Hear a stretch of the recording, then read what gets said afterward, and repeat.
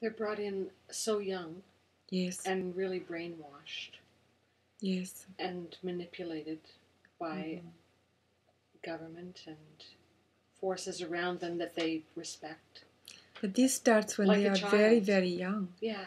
When they are little children, because your parents do this to begin with, and the schools teach it, and the church teaches, and And all the toys, the G.I. Joes. and the government teaches. Well, you could play with G.I. Joe, but he should have a different job. His job is to go and battle hunger, not hungry persons. His job is to battle prejudice, not be prejudiced to kill other persons. His job is to protect peoples from hurricanes and volcanoes and water risings and illness, sickness and hunger. His job is to go and help to build homes and to shelter peoples who have no one to strong enough to stand up for them in a wholesome way, not to kill the people who are killing them. If you're killing the people who are killing people, you are still killing people. That makes you no different. It's fighting fire with fire, and the fire never dies. The fire never dies. The only good thing about a good fire is it clears everything out to the ground and allows for an opportunity for new growth. And then you still must heal the land which has been burnt to the ground. You must love it, you must plow it, you must take good care of it, you must let it lie fallow until it becomes its own self again.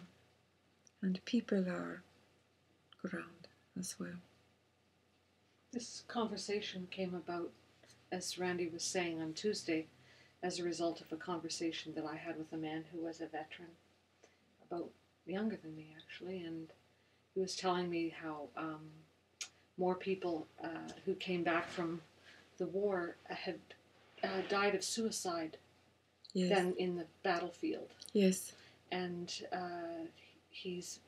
I share his concern for these people who have come back and how they can heal.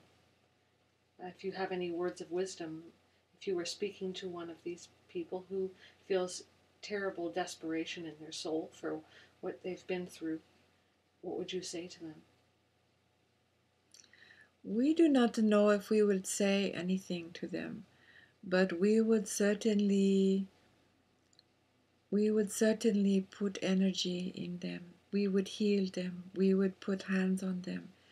We would hold them in love. We would hold the love in ourselves strong enough to wrap them in it.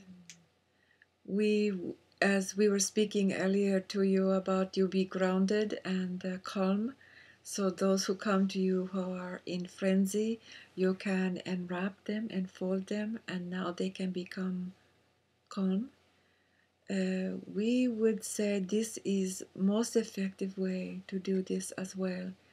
We would Forgive. Well, we do not need to forgive them. There is nothing to forgive. But if we we would forgive certainly teach them how to forgive themselves. I'm thinking if we have forgiveness for them as a brother, then they can feel the forgiveness and feel that it's okay to forgive themselves. Yes, you always, you must not hold in your mind their damage. You must hold in your mind their wholeness. Right. Yes, their wholeness. It is a very challenge. You are very strong warriors to do this. You are true warriors when you can do this, because it is very difficult to see the damage. It is not that there is no damage. It is true there is damage. It is that you must discern the damage and at the same time hold the wholeness. Yeah, reach for that light inside. Well, you don't reach for it, you simply hold it, because it has truly never gone away, it is only covered up. So it is covered up, and it is for you to recognize it is truly there in any case. And when you can see it always there whole, then you will know what to say or what to do to help this other person believe that they are whole until they can recognize it for themselves. It is we say that we see you beautiful because you are, until you can see yourself as being beautiful. So we reflect back to you your beauty and your love and your wholeness until you are able to see it for yourself and embrace it as being real for yourself. That is the true healing, you know. Not that we make you change to that, but that we hold that for you until you can see it for yourself. So when you are doing this, then the practical tools will come to you to say or to do in each individual person. Yes. As you come across them. Some of your peoples, they will need to be held while they cry. They will simply need to be loved so much that they can cry their grief and their anger and their fear out. They have to go through the same grieving processes that you are all familiar with, for if you have lost a family member. For many of them, they have lost the peoples that they went with, their brother soldiers, and there is that level of grief. And there is the level of grief that they must have about those whom they were drawn to call enemies that they have killed, because they are not allowed to grieve the enemy's death. They are supposed to feel victorious, yes, about having killed the enemy. But the reality is that they feel grief about having killed another human being. And the deepest grief of all is the grief of their own soul abandonment, and that must also be grieved out. So there are many levels of grief that need to be embraced, and you need to be present in the face of that, as though there was a dying person. Not to change it, not to make judgment on it, not to talk them out of it, not to do any of that.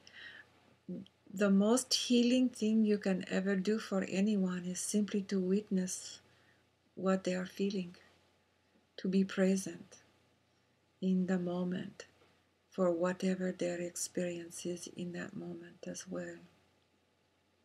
Because now they do not have to hide it or defend it or change it. You can be neuter and simply be present.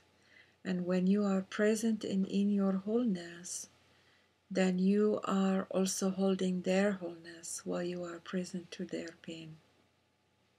And they can experience it all the way through, and now it can be released as an opportunity to be released.